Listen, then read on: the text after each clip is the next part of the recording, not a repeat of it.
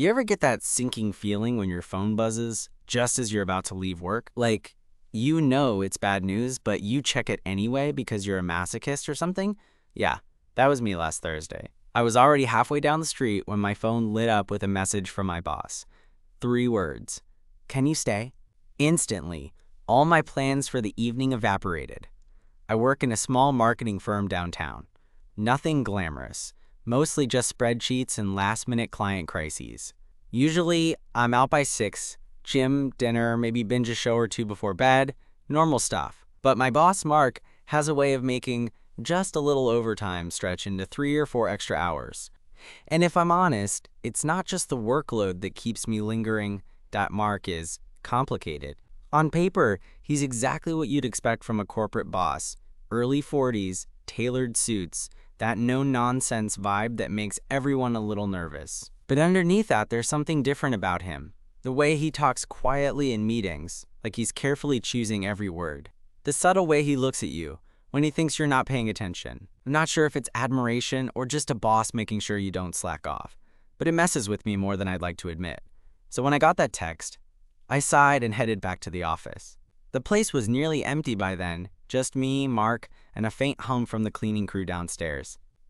He was sitting behind his desk, the usual pile of paperwork looking more like a mountain today. But instead of barking orders, he just looked up and gave me that tired, almost sheepish smile that I swear he doesn't show anyone else.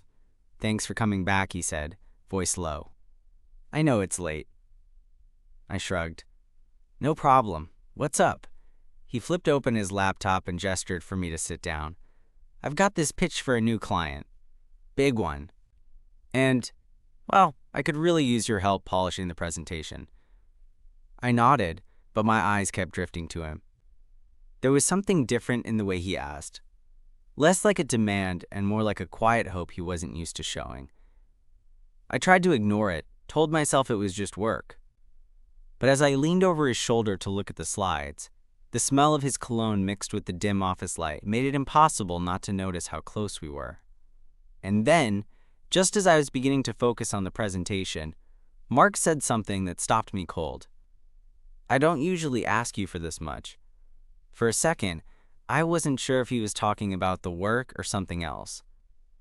And honestly, neither of us said anything more. But in that silent, late-night room, I realized this wasn't just another overtime shift. Something had shifted between us, and I had no idea where it was going. I cleared my throat and glanced at him, trying to keep my voice steady. You mean about staying late, or? I trailed off, not really sure what I was asking. Mark gave me one of those rare, small smiles, like he was acknowledging something he usually kept buried. Yeah, I know I push a lot, and I appreciate you sticking around. It's just, this client could really change things for the company. I want to get it right. There was a pause, and I caught myself studying the way the light caught his eyes, dark and a little haunted. It felt like he was letting down a guard, even if just a little. Maybe it was the late hour, or maybe he trusted me more than I realized. Okay, I said finally. Let's see what you've got. We spent the next hour hunkered over his laptop, tweaking slides and rehearsing pitches. Mark talked through his ideas with more passion than I'd ever heard at the office, and I found myself getting caught up in it. Not just the work, but the way he spoke, the way he cared. At some point, the conversation drifted away from business. I can't pinpoint exactly when, but suddenly we were laughing about some ridiculous client demand from earlier that week.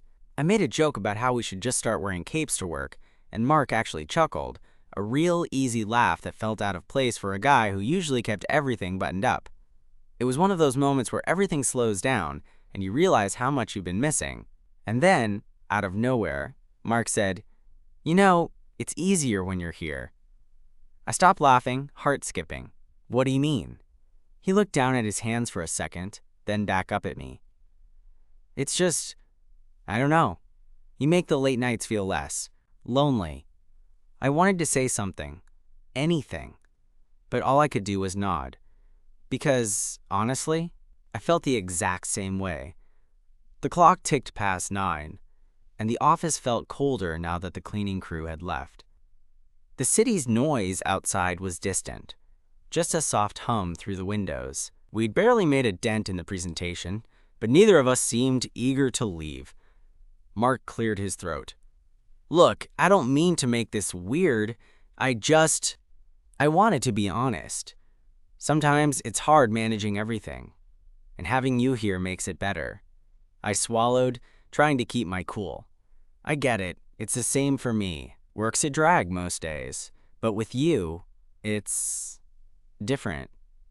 There it was. I'd said it out loud and instantly felt the weight of it. The words hung between us, heavy and electric. For a moment, neither of us moved. Then Mark leaned back in his chair, rubbing the back of his neck like he was debating something. Finally, he said, I've been meaning to tell you something for a while. My pulse quickened. Yeah? He looked up, eyes searching mine. I think I've wanted more than just a good employee from you. I mean, I'm not great at saying this stuff, but I like you. More than just at work. I blinked, heart pounding so loud I thought maybe he could hear it. Part of me wanted to laugh, because honestly, who expects their boss to say that? But the bigger part just felt relieved. Like a secret I'd been carrying, too scared to admit, was suddenly out in the open. I like you too. I said before I could overthink it. Mark's expression softened into something almost shy, and suddenly the distance between us felt smaller. The office, with its flickering fluorescent lights and scattered papers, faded into the background. Before I knew it, he was standing, closing the laptop and stepping closer. So what now? I shrugged, a grin tugging at the corner of my mouth. Well, we've got a presentation to finish, but maybe after that, we can figure it out. He laughed softly, that same easy laugh from earlier, and nodded. Yeah, I'd like that. And just like that, the late night didn't feel like a punishment anymore. It felt like the start of something unexpected, something neither of us had planned, but both of us couldn't wait to explore. We went back to the laptop, but the mood had shifted. The words we'd just exchanged hung in the air, making everything feel charged in a way I couldn't quite put into words. I caught Mark glancing at me a few times, like he was making sure I hadn't changed my mind or regretted saying what I did. After all that time staring at slides and graphs, I finally said, You know, I think this pitch is actually looking pretty solid. Mark smirked. You make it sound like I needed you to save it. Maybe you did, I teased, feeling bold for the first time all evening. He laughed, leaning back in his chair again. You're impossible. The clock on the wall ticked toward 10, and I could feel the exhaustion creeping in. But for once, I didn't want to be anywhere else. There was something about being here with him in this quiet office that felt right. Mark stood and walked over to the window. The city lights stretched out in front of us, glowing softly against the night sky. He didn't say anything for a moment, just stared out. Then he turned to me. Do you ever think about what it'd be like if things were different? Not just work stuff. I mean, us. I blinked, heart thudding. All the time, I admitted. He smiled, a real, honest smile that made the lines around his eyes soften. Good, because I've been thinking about it too, more than I'd like to admit. I stepped closer, closing the distance between us. So what do we do now? Just pretend this didn't happen? No way, he said, voice low. I want to explore it, see where it goes. That was the kind of answer I wanted. The one that made me feel like we weren't just caught in some late-night work thing, but maybe starting something more real. We talked for a while longer, about everything and nothing. Work projects, favorite movies, stupid things we did in college. It felt like peeling back layers we'd never shown each other before. At one point, Mark reached over and lightly touched my hand. It was the smallest gesture, but it sent a jolt straight through me. I didn't pull away. Instead, I laced my fingers with his. Is this crazy? I asked, half joking. He shook his head. No, it feels right. The night stretched on, and before I knew it, it was after midnight.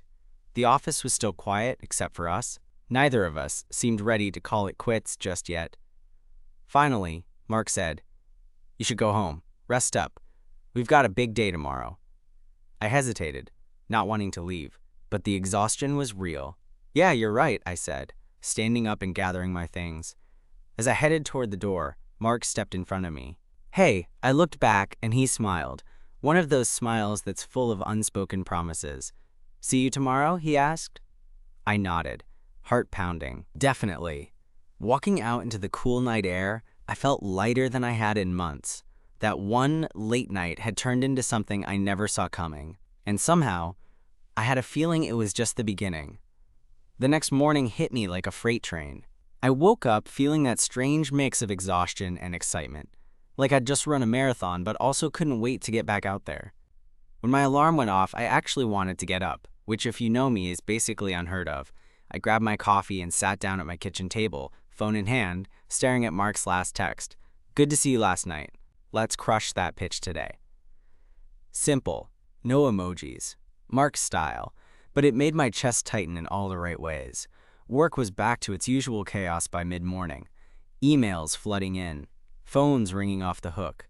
But with every glance at the clock, I found myself thinking about Mark. The way he'd smiled at me yesterday, the way his hand lingered a little longer than necessary when we were working side by side. I promised myself I wouldn't get distracted, but it was impossible. Around noon, Mark popped his head into my cubicle. "Hey," he said, voice casual, but with that same familiar warmth I was quickly learning to crave. "Lunch?" I blinked, caught off guard. Yeah, sure. We ended up at that little sandwich shop 2 blocks from the office. Nothing fancy, but it had this chill vibe that made it easier to relax. We talked about everything except work. Childhood memories, terrible dating stories, favorite music. It was the first time I really saw Mark as a person rather than the boss. And honestly, it made me like him even more. Halfway through our sandwiches, Mark looked at me and said, "I've never told anyone this, but I'm really bad at dating. Or at letting people in." I nodded, understanding more than he probably realized. "Me too. It's easier to keep things professional, you know." He sighed. "Yeah, but something about you, it's different." I smiled, feeling like I was walking a tightrope between careful and reckless. "I feel the same." The rest of the afternoon passed in a blur of meetings and client calls, but I couldn't shake the feeling that things were shifting. When the clock finally hit 6, I found myself hesitating before heading out the door. Mark caught me. "Staying late again?" he teased. I shrugged, grinning. "Maybe. Could use the company." He laughed and motioned for me to follow him into his office. We settled in with laptops and notes, working side by side as the sun dipped behind the skyline. Hours slipped by, but it felt less like overtime and more like something I'd choose to do over and over. At one point, Mark stretched and said, "You know, I'm glad you're here, not just for the work." I glanced up, heart pounding. "Me too." Then, almost without thinking, I reached out and took his hand. He didn't pull away. Instead, he squeezed mine gently. "Mark," I said softly, "I don't want to pretend this isn't happening." He looked into my eyes, and for once, I saw no hesitation. Neither do I. That night, when I finally left the office, it wasn't with the usual tired slump or the nagging question of what could have been. Instead, I walked into the city streets with a sense of possibility humming through me. Like maybe, just maybe, the late nights and extra work weren't a burden at all. Maybe they were the start of something real. Something worth risking. And honestly, I couldn't wait to see where it would go next. Over the next few days, things between Mark and me quietly shifted, like the subtle change of seasons you barely notice until you look back. Our work routines stayed the same on the surface. Meetings, emails, deadlines, but beneath it all, there was this new thread weaving us together. A glance held a little longer, a touch that lingered, small smiles exchanged when no one else was looking. One afternoon, as I was finishing up a report, Mark popped into my cubicle with that familiar smirk. "Hey, you've got plans tonight?" I shrugged, pretending to be casual but feeling my heart race. "Nothing big." "Why?" He leaned against the desk, eyes sparkling with something I hadn't seen before. "How about dinner? Just us. No work talk." My brain froze for a second. Me? Going out with my boss? But this was different. This was Mark. the guy who'd been breaking down walls without a word. So I said yes, faster than I thought I would. That night, we met at a quiet little Italian place a few blocks from the office. The kind of spot with soft lighting and the smell of garlic that makes you instantly hungry. We slid into a booth, menus forgotten, talking about everything except work. Mark told me about his childhood in a small town, how he always felt like the odd one out. I shared stories about my college days, the awkward crushes, the late-night pizza runs. It was effortless, like we'd known each other much longer than a few weeks. At one point, he reached across the table and took my hand. "I'm glad you're here," he said quietly. I squeezed his fingers. "Me too." There was a pause, an electric kind of silence where the world seemed to hold its breath. Then Mark leaned in, just a little, and I met him halfway. The kiss was soft at first, tentative, like we were both testing the waters. But then it deepened, that quiet office tension, dissolving into something warmer and more real. When we pulled back, our foreheads resting together, I felt something shift inside me, a mix of hope and relief. The next day at work, everything felt different.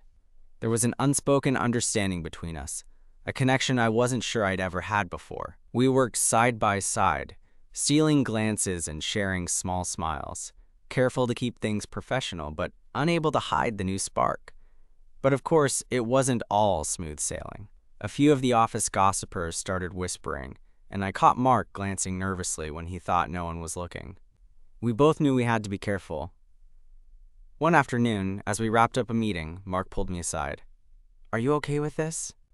"With us?" I hesitated, thinking about the risks, the power dynamics, the office politics. But then I looked at him and realized I didn't want to back down. "Yeah, I want this." His smile was genuine, relieved even. "Me too." That evening we met again, this time at my place. We cooked dinner together, laughing over burnt garlic bread and spilled pasta sauce. The way he moved in my kitchen, so focused yet relaxed, made my heart skip. Afterwards, we sat on my couch, close enough to feel each other's warmth. Mark looked at me, eyes searching, and said, "I'm scared, about what comes next." I nodded. "Me too, but I think it's worth it." He smiled, that small, shy smile I was starting to love. "Yeah, me too." In that moment, surrounded by the quiet hum of the city outside, I realized that sometimes the most unexpected overtime shifts could lead to the most unexpected beginnings. And I was ready to take the chance. One late night, one stolen kiss at a time. The days that followed felt like living in a new movie where the script was still being written. I kept replaying that night at my place in my head. The way Mark's fingers fit perfectly with mine on the couch, the quiet honesty in his eyes when he admitted he was scared. It was funny how two people who'd spent so many hours together at work still managed to surprise each other when the masks came down. At the office, things were more delicate now. We were careful, but not so much that the tension between us went unnoticed. There were those stealthy glances across the conference room, the subtle brush of arms when passing by desks, the way our conversations lingered just a little too long for just colleagues. One afternoon, I found myself in Mark's office, helping him sort through some campaign ideas. The room smelled faintly of coffee and cedarwood, his cologne, I realized, and the blinds were partially drawn so the sunlight painted stripes across the floor. He was leaning forward, talking about target demographics, but I couldn't stop watching his lips move. Suddenly, he looked up, catching me staring. "You spacing out again?" "Caught," I shrugged, grinning awkwardly. "Maybe." He laughed softly, then stood up and closed the laptop. "Let's take a break. Come with me." I didn't hesitate. We slipped out of the office and onto the roof, one of those hidden gems in the city where the noise fades and you can actually breathe. The sun was just starting to dip, casting everything in that golden hour glow. Mark leaned against the railing and looked out at the skyline. I never thought I'd find this with someone from work. I joined him, our shoulders almost touching. "Me neither." He turned to me, eyes full of something like wonder and nervousness. "I guess the real question is, what do we do about it? About us?" I took a deep breath. "I don't want to hide it forever, but I know we have to be smart." Mark nodded. "Yeah. Office gossip is the last thing I want to deal with." We stood there, the city buzzing beneath us, and I realized that even with the challenges ahead, I didn't want to let this go. Not now, not ever. That night, as I lay in bed replaying everything, my phone buzzed. It was Mark. Thinking about tonight. Want to grab coffee tomorrow morning before work? I smiled. Absolutely. The next morning, we met at a quiet cafe, just opening up for the day. The barista already knew our orders. He must have noticed us last time, and we settled into a corner booth with steaming cups warming our hands. Over coffee, we talked about boundaries, about how to balance work and whatever this was growing between us. There was honesty in the way Mark admitted he was afraid of messing things up, and in how I confessed I didn't want to lose the connection we'd found. As we finished our drinks, he reached across the table and took my hand again. We can figure this out. Together. I squeezed his fingers, feeling more certain than ever. Yeah, together. Back at the office later that day, when the clock hit 6, I didn't rush to leave. Instead, I found Mark waiting by the elevator, that same shy smile on his face.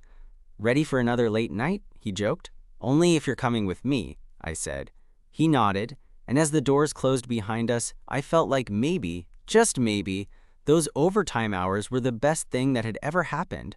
The elevator ride felt unusually electric, even though the doors were closed and we were just heading to the parking garage.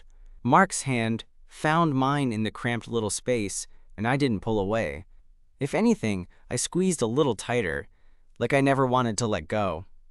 Once outside, the cool night air hit us, and the city lights flickered like distant stars. We walked together toward the car, fingers still intertwined. Neither of us said much, but the silence wasn't awkward. It was comfortable, like we were speaking volumes without words. When we reached my car, Mark hesitated for a moment before turning to me. You want to grab a drink? Just a quick one. To celebrate finishing that pitch. I raised an eyebrow, trying to keep it casual but feeling my heart speed up. Sure, I know a place nearby. It was a tiny bar tucked away on a side street, dimly lit and low-key, the kind of spot where you could actually have a conversation without yelling over the music. We snagged a booth in the back and ordered something simple, avoiding anything too fancy. As we talked, the ease between us deepened. Mark opened up more about his past, childhood ambitions, moments of doubt, the weight of expectations that came with his job.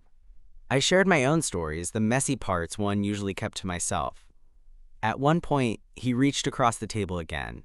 This time, his fingers brushed the back of my hand, tracing lazy circles. The touch was electric but tender, and I swallowed hard. Do you ever think about what it'd be like if we weren't at work? He asked quietly. I smiled. Honestly? Yeah. He leaned forward, resting his forehead against mine. Because I do. A lot. There was a vulnerability in that moment that made everything else dissolve. The bar noise, the flashing neon sign outside, the ticking clock on the wall. Just us. Later, as we stepped out into the night, Mark pulled me close. I don't want to rush things, he said, voice low. But I don't want to wait either. Neither did I. We stood on the curb, the city humming all around us, and I felt a certainty I hadn't dared hope for just weeks before. That maybe this, whatever it was something real. He smiled, and I smiled back. So, what now? I shrugged with a grin. Same as always. Take it one late night at a time. Mark laughed softly, his breath warm against my cheek. I can live with that. As we walked away from the bar, hands clasped tightly, I realized that sometimes the best things come when you least expect them. Like staying late at work, or saying yes to a drink after hours, or finally letting yourself believe in a chance at something more. And for the first time in a long time, I was excited about what tomorrow might bring. A few days later, I found myself standing outside the office building, fumbling with my keys like a total idiot. I was early, for once, and maybe it was because I couldn't stop thinking about Mark, or maybe it was just nerves about how things were evolving between us. Either way, my heart was doing that ridiculous fluttery thing that usually only happened in movies. When I walked in, the place was surprisingly quiet for a Monday morning. The usual buzz of conversations and ringing phones hadn't kicked in yet. Mark was already there, leaning against the break room wall with a cup of coffee in hand, looking exactly like he belonged there, and also like he shouldn't. He caught my eye and gave me that half smile that made me want to forget everything else and just stay right there with him. "Early bird, huh?" "Trying something new," I replied, trying to sound casual but probably failing miserably.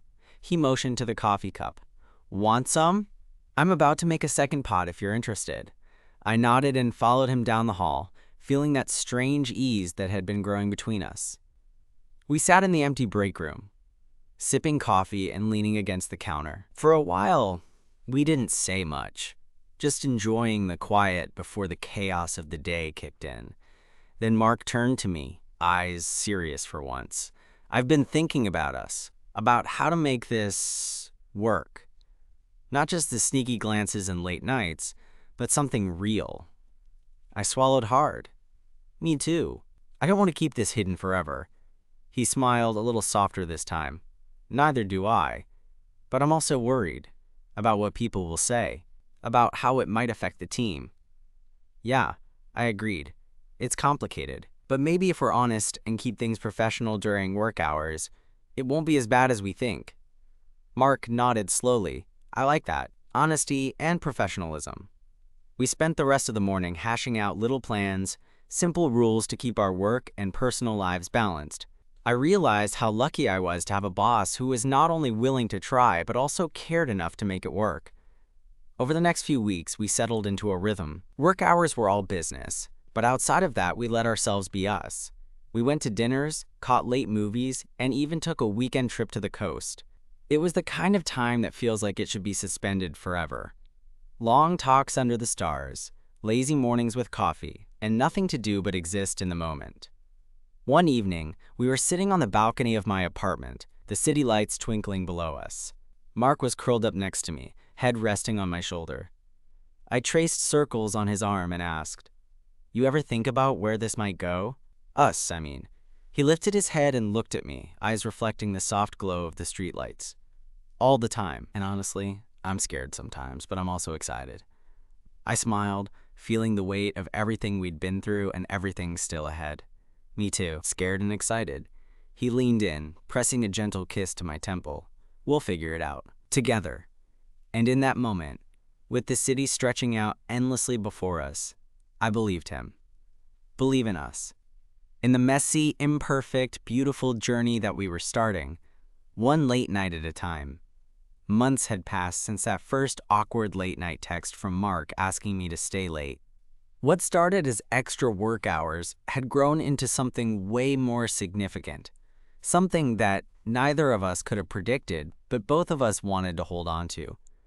We'd settled into a balance that felt natural, even if it required some careful footwork.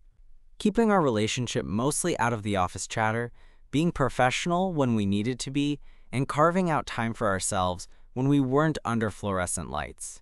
It wasn't always easy. There were moments of doubt, whispers from the grapevine, and the occasional awkward encounter with coworkers who caught on. But those challenges only made what we had feel stronger. One Friday evening, after a long week filled with deadlines and last-minute client changes, Mark invited me over to his apartment. He was usually the one to keep things simple, but that night he'd cooked dinner, something he claimed he wasn't great at, but that was clearly a bluff. The place smelled amazing, and the soft jazz playing in the background made everything feel cozy. We ate, laughed, and talked about everything and nothing, the kind of easy conversation that reminded me why I'd fallen for him in the first place. After clearing the dishes, we moved to the couch, sitting close enough that our legs touched. Mark looked at me. His usual guarded expression softened into something open and warm. "You know, this whole thing, us, it's been the best unexpected part of my year." I smiled, feeling that familiar flutter in my chest. "Me too. I never thought work could lead to this." He reached for my hand and squeezed it gently. "I don't want to pretend anymore. I'm not hiding how I feel." "Neither am I," I said, leaning in just a little. There was a pause, a quiet moment where everything else fell away. Then Mark kissed me, slow and sure, like he was saying everything words couldn't capture. When we pulled apart, he rested his forehead against mine and whispered, "Let's keep doing this. Together." I nodded, heart full. Together. As I left his apartment that night, walking through the city's cool embrace, I realized something important. Sometimes the best things happen when you least expect them. When you say yes to those late nights, when you allow yourself to be vulnerable, and when you choose to take a chance on someone who sees you, not just as an employee or a boss, but as a person worth knowing, worth caring for. Sure, there will be challenges ahead, but right now, in this moment, I felt content, grounded, and hopeful for whatever the future might bring. Because sometimes, the best kind of overtime isn't about work, it's about finding someone who makes you want to stay a little longer,